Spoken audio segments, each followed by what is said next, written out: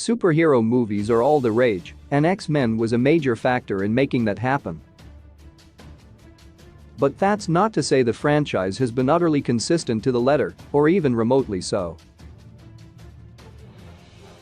In fact, some installments of the larger mutant universe, pre-MCU, which will ostensibly happen sooner than later, are fine for those whose ages are in the single digits. Others, however, are not. Typically, these are solo ventures that intentionally push the boundaries of what the core franchise has been allowed to do, but even the core X-Men films sometimes have their moments that might make parents sweat. 14 Deadpool 2, 2018. The two Deadpool films are obviously the least child-friendly corner of the X-Men universe, which raises the legitimate question of how hell fit into the MCU. Both films are a hard R, but the sequel makes the effort to go further than the original, e.g. having one of Deadpool's teammates parachute down straight into a wood chipper. The good news is, Deadpool 2 has a PG-13 version called Once Upon a Deadpool. The bad news is that it's a weaker variation of the so-so original. 13 Deadpool, 2016. Deadpool was a substantial gamble for 20th Century Studios, then 20th Century Fox. The X-Men franchise had always been one of their cash cows, but it wasn't to the same extent of Raimi's Spider-Man trilogy.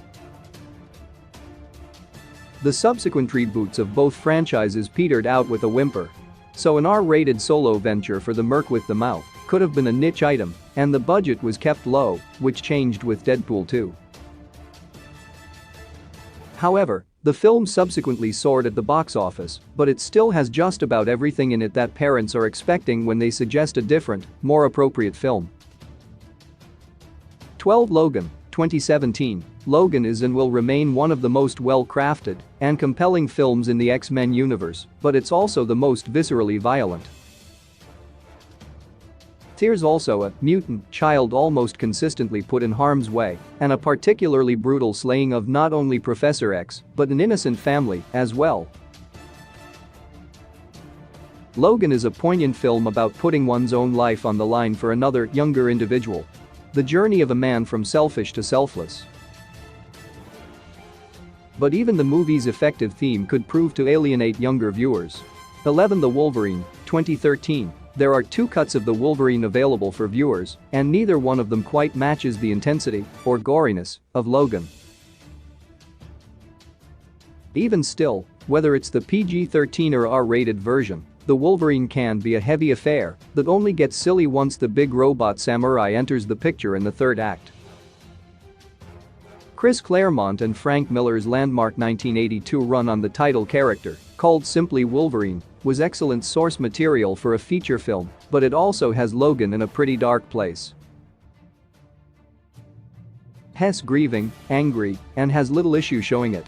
The movie and star Hugh Jackman do a superb job of conveying this in the movie, making it a bit more adult than the standard X adventures.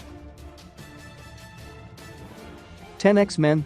Days of Future Past, 2014. Of all the most recent core X-Men films, X-Men. Days of Future Past is certainly the grimmest.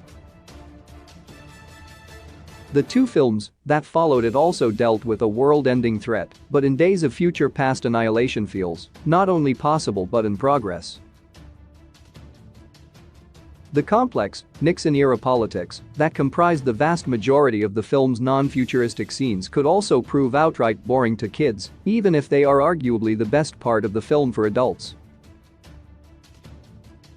Furthermore, for those parents who don't want their kids to see Hugh Jackman's rear end, they might want to skip Days of Future Past. 9 X-Men, First Class, 2011. Not only one of the Batman star Zoe Kravitz's best films, X-Men, First Class is perhaps the best film of the franchise as a whole. However, there's still some stuff that may be taboo in the eyes of many parents.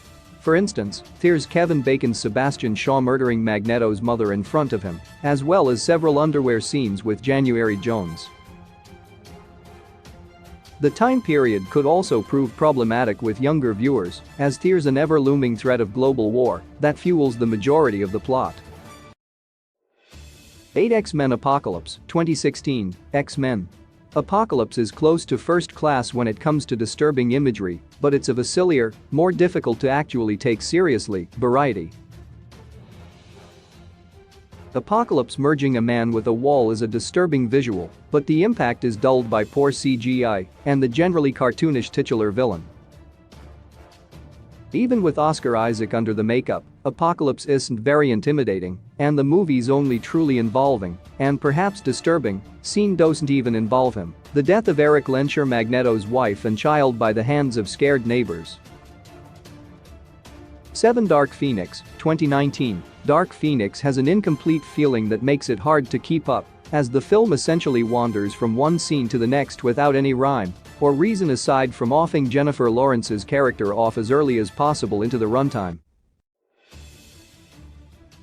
That scene is the film's most intense, but for the most part, Dark Phoenix is a very bland, very innocuous time at the movies. Jessica Chastain's villain is also an alien inhabiting the body of a now slain woman, but like the majority of Mystique's wounds, it's off-camera. 6 The New Mutants, 2020. 5 The New Mutants, at least in terms of the cut that was released, is a movie that tries to be deep and scary, and it barely hits the mark on both accounts. There's an R-rated cut of The New Mutants somewhere out there, but chances are high that audiences are unlikely to see it, so the theatrical cut is the only one available for rental or purchase, and there's nothing in it that's too disturbing.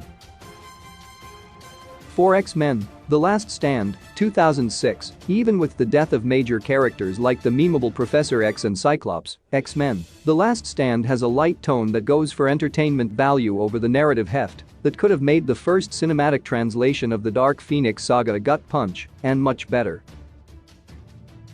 That more accurate translation would have also made the film far less appropriate for pre-teens, who should be fine watching The Last Stand and the other 2 installments of the original X-Men trilogy.